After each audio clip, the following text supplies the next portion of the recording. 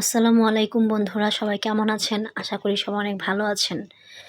আমি আজকে আপনাদের সাথে শেয়ার করছি জলপাইয়ের আচারের রেসিপি। এটা সবাই কম বেশি পারে, তবুও আমি শেয়ার করছি খুবই সহজভাবে। এভাবে একবার বানিয়েই দেখুন, অসম্ভব মজার এই জলপাইয়ের আচার। এই আচার একবার খেলে বারবার খেতে মন চাইবে, এতই মজার হয় এই আচারটা। তো আমি এখানে আচার বানানোর জন্য প্রথমেই জলপাইগুলোকে সুন্দর করে ধুয়ে সিদ্ধ বসিয়ে দিয়েছি।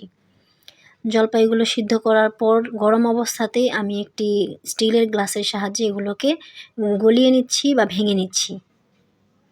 দেখতেই পাচ্ছেন আমি কিভাবে ভাঙছি। খুব সাবধানভাবে ভাঙতে হবে, কেননা অনেক গরম থাকে তো মাঝে মধ্যে হাতে লেগে যাওয়ার সম্ভাবনা থাকে। আপনারা এই কাজটা যখন করবেন তখন সতর্কতা অবলম্বন করবেন। তো এই তো প্রায় আমার গলানো হয়ে গিয়েছে। দেখতে পাচ্ছেন কি সুন্দর লাগছে। এইভাবে একদম আধা ভাঙা করে গলিয়ে নেবেন। তারপর আমি একটা প্যানে শুকনো মরিচ আর পাঁচফোড়ন ভেজে নিচ্ছি। হালকা করে টেলে নিচ্ছি। টেলে নিয়ে আমি এগুলোকে ব্লেন্ড করে নিচ্ছি। তো যাই হোক, ব্লেন্ড করা শেষ। এখন আমি চলে আসি মেন রেসিপিতে। এখানে আমি প্রথমেই প্যানের মধ্যে দিয়ে দিয়েছি সরিষার তেল। প্রয়োজন মতো সরিষার তেল দিয়ে দিয়েছি। সরিষার তেল দিয়ে দেওয়ার পর এখানে দিয়ে দিয়েছি দুইটা তেজপাতা একটু ছিঁড়ে ছিঁড়ে দিয়ে দিয়েছি। তারপর দিয়েছি কিছু রসুন কুচি। এগুলো দিয়ে ভালোভাবে নেড়ে চেড়ে নিব। রসুন কুচিটা দেওয়ার সাথে সাথে এত সুন্দর একটা স্মেল বের হয়েছে, কি বলবো আপনাদেরকে। সম্পূর্ণ বাসাটা মনে হয় মোমো করছে রসুনের গন্ধে। এমনিতেই রসুনের ঘ্রাণ আমার খুবই পছন্দ, তার উপর সরিষার তেলে রসুন ভাজা, বুঝে নিত কীরকম একটা অসম্ভব ঘ্রাণ। তো যাই হোক, সুন্দরভাবে ভেজে নিচ্ছি আমি। ক্যামেরায় কতটুকু ভালো দেখা যাচ্ছে জানি না, হয়তো বা লাইটের কারণে বা রাতে ভিডিওটা করা হচ্ছে এই জন্য হয়তো বা একটু সমস্যা হতে পারে। আপনারা একটু কষ্ট করে বুঝে নেবেন।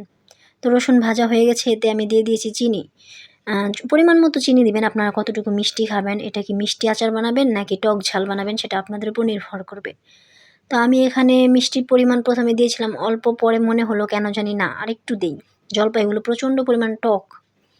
তো তারপর আমি আরেকটু চিনি দিয়ে দিয়েছি। এখন চিনিগুলো দিয়ে রসুনের সাথে ভালোভাবে মিশিয়ে নিচ্ছি। চিনিগুলো গলা অবধি আমাদের অপেক্ষা করতে হবে। ভিডিওতে হয়তো দেখা যাচ্ছে চিনিগুলো আস্তে আস্তে গলছে।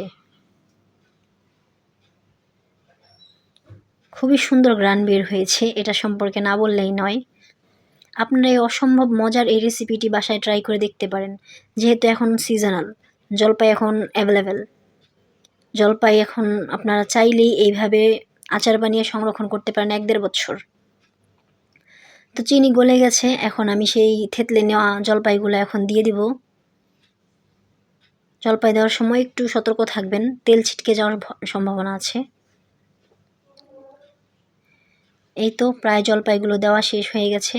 দিয়ে তারপর সুন্দরভাবে তেলের সাথে মিশিয়ে নেবেন নাড়াচাড়া করে। খুবই আলতোভাবে নাড়াচাড়া করতে হবে আর খুব লো হিটে রান্না করতে হবে। হিটটা বাড়িয়ে দিলে পুড়ে যাওয়ার সম্ভাবনা থাকবে। চিনিটা যাতে ভালোভাবে মিশে সেই জন্য আস্তে আস্তে ধীরে ধীরে নেড়ে দিবেন।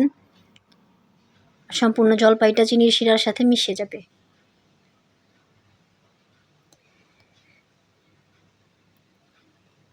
এই মুহূর্তে আপনারা আপনাদের পরিমাণ মতো বা স্বাদ মতো আপনারা লবণ দিয়ে দিবেন। দেখতে পাচ্ছেন ভিডিওতে আমি এখানে কিছু পরিমাণ লবণ দিয়ে দিয়েছি। আমি আমার পরিমাণ মতো লবণ দিয়েছি, আপনারা আপনাদের প্রয়োজন মতো বা চাহিদা মতো লবণ দিয়ে দিবেন। লবণ দিয়ে আবার ভালোভাবে নেড়ে চেড়ে নেবেন যাতে লবণগুলো সুন্দরভাবে মিশে যায়। তো আমি ভিডিওর শুরুতে হয়তো দেখিয়েছিলাম কিছু মরিচ আমি টেলে নিয়েছি, সেই মরিচগুলোকে ব্লেন্ড করে নিয়েছি। ভেবেছিলাম মানে আধা ভাঙা থাকবে, কিন্তু মরিচগুলো অতিরিক্তই ব্লেন্ড হয়ে গেছে, যার কারণে একদম গুঁড়ো হয়ে গেছে। তো এই মুহূর্তে আমি মরিচ গুঁড়ো দিয়ে দিয়েছি। মরিচ গুঁড়ো দেওয়ার পর আমি এখানে পাঁচফোড়ন যে গুঁড়ো করেছিলাম সেটাও দিয়ে দিয়েছি। দিয়ে ভালোভাবে নেড়ে চেড়ে নিব। যাই হোক, এর মাঝখানে আমি এখানে ভিনেগার দিয়েছিলাম, যেটা আমি হয়তোবা ভিডিও করতে পারিনি, আমার ফোনে ক্যামেরাটা অফ হয়ে গিয়েছিল। তো এখানে আপনারা সামান্য পরিমাণে একটু ভিনেগার দিয়ে দিবেন। তো আমি ভিনেগার দিয়ে দেওয়ার পর দেখুন লুকটা প্রায় ভাজা হয়ে গিয়েছে। আমার আচার কমপ্লিট। দেখতে পাচ্ছেন লাস্ট লুকটা কত সুন্দর হয়েছে। এইভাবে আপনারা বাসায় ট্রাই করে দেখতে পারেন অসম্ভব মজার এই জলপাইয়ের রেসিপি। আশা করি সবাই আমাকে সাপোর্ট করবেন। ধন্যবাদ। আসসালামু আলাইকুম। আল্লাহ হাফেজ।